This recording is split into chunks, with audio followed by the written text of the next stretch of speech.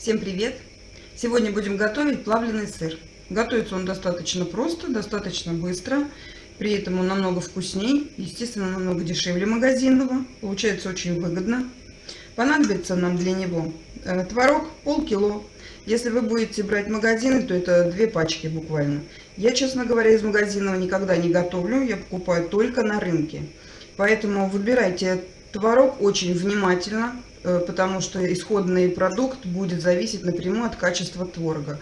Только жирный, ни в коем случае не обезжиренный никакой, самый свежий. Ну, повторюсь, что я всегда беру только на рынке, только у проверенного продавца. К творогу нам нужно 100 грамм масла сливочного, 1 яйцо и пол чайной ложки соды. Все это мы в одной мисочке должны смешать. Масло лучше немножко заранее достать, чтобы оно было мягкое. Это такие основные продукты, которые нам понадобятся. И теперь все это нам нужно перетереть в однородную массу. Лучше всего, конечно, пользоваться блендером. Если нет блендера, то можно и вилочкой. Но нам нужна максимально однородная масса.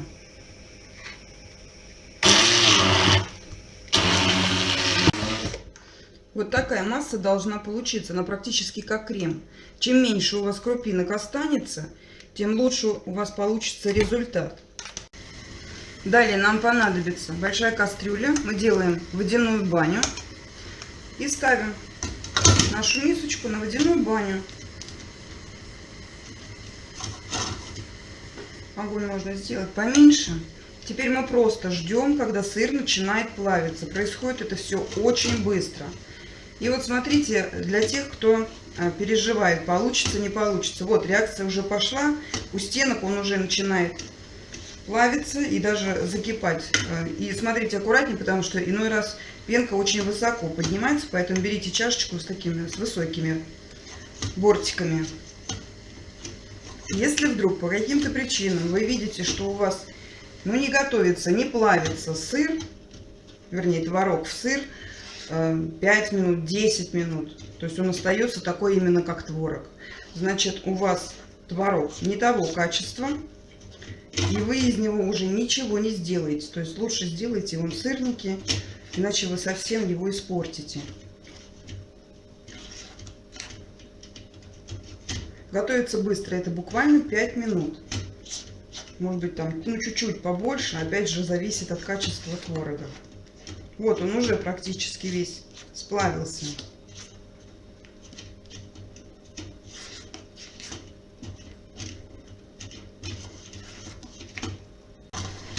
Все, буквально 5 минут у нас прошло. Вы можете ориентироваться, вот просто даже на лопаточке или чем вы будете мешать, вы увидите. Крупинки растворятся, и их перестанет быть видно.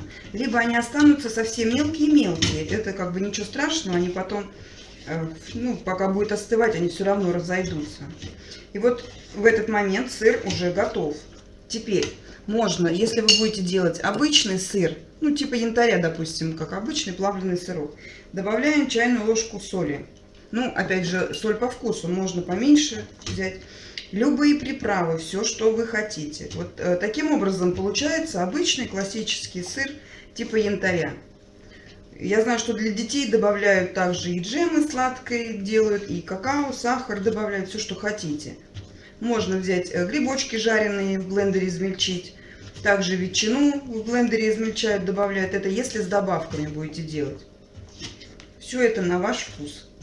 Я делаю самый обычный, без добавок, без всего. Вот такой обычный сыр, он хранится дольше, чем с добавками. Примерно пару недель. А с добавками, не больше недели, это точно. Теперь снимаем с огня. Он достаточно жидкий, пусть вас это не пугает. И переливаем в баночку. Обычная стеклянная банка.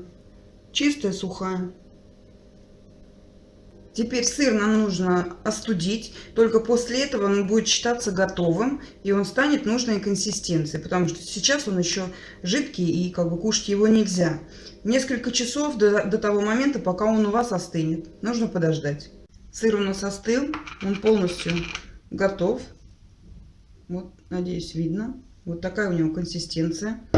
Теперь покажу вам, как он в готовом виде будет выглядеть.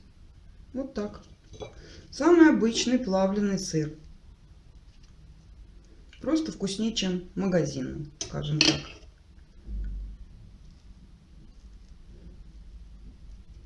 Все, его можно кушать. Или подавать на бутербродики, или использовать, как вы хотите. Рулетики с лавашом. Я очень часто делаю именно на праздник, готовлю. Вот так. Попробуйте сами приготовить. Уверена, у вас тоже все получится. Всем спасибо. Приятного аппетита. Пока-пока.